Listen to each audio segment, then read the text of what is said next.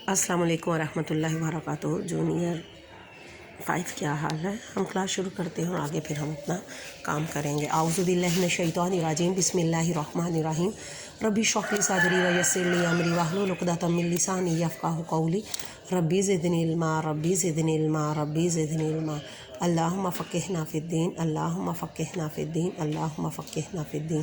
اللہم انفعنا بما علمتنا وعلمنا ما ینفعنا وزدنا علما، آمین ثم آمین۔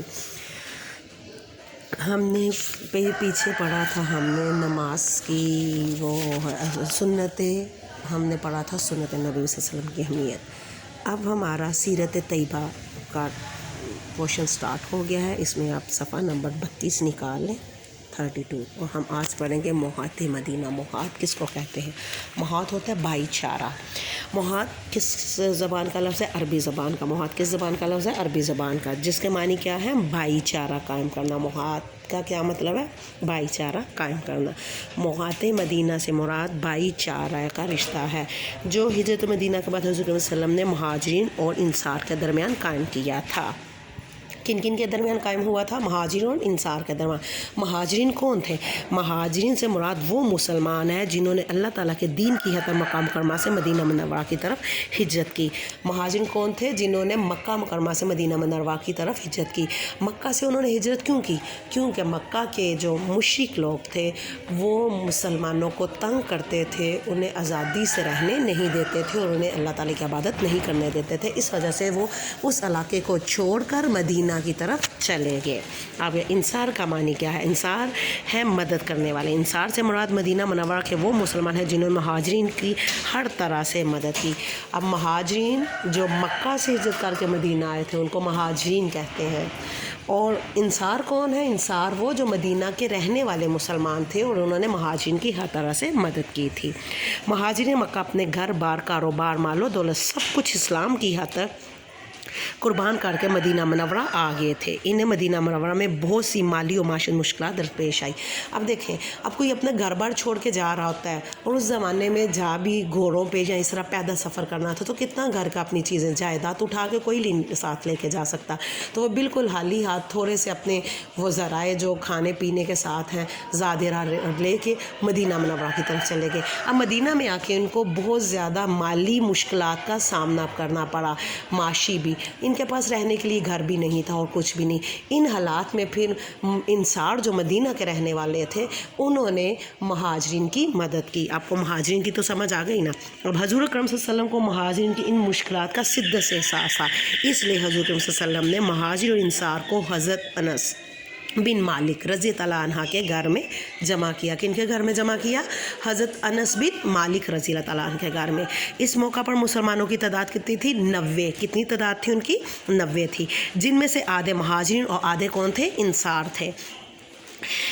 آپ صلی اللہ علیہ وآلہ وسلم نے انصار سے فرمایا، آج سے مہاجرین تمہارے بھائی ہیں، ان سے بھائیوں جیسا سلوک کرو۔ اس کے بعد آپ صلی اللہ علیہ وآلہ وسلم نے ایک ایک مہاجر کا ہاتھ ایک ایک انصاری کے ہاتھ میں دے کر انہیں آپس میں بھائی بھائی بنا دیا۔ نبی کریم صلی اللہ علیہ وسلم کے قائم کردہ اس بھائی چارے کی وجہ سے مہاجر و انصار ایک دوسرے کے ہمدرد اور غمخوار بن گئے۔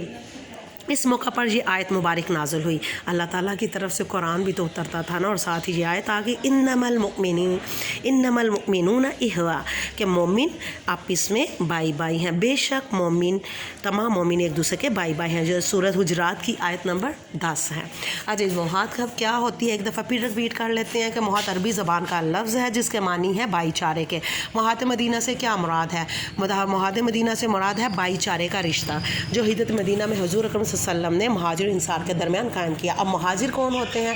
مہاجر وہ لوگ ہیں جو اللہ تعالیٰ کی دین کی خاطر اپنے گھر بار چھوڑ کر مدینہ کی طرف ہجرت کر گئے تھے۔ اب انہوں نے ہجرت کیوں کی؟ ہجرت اس وجہ سے کی تھی کہ مکہ کے لوگ ان کو چین سے زندگی گزارنے نہیں دیتے تھے، ان کو اللہ تعالیٰ کی عبادت کرنے نہیں دیتے تھے، ان کو تنگ کرتے تھے۔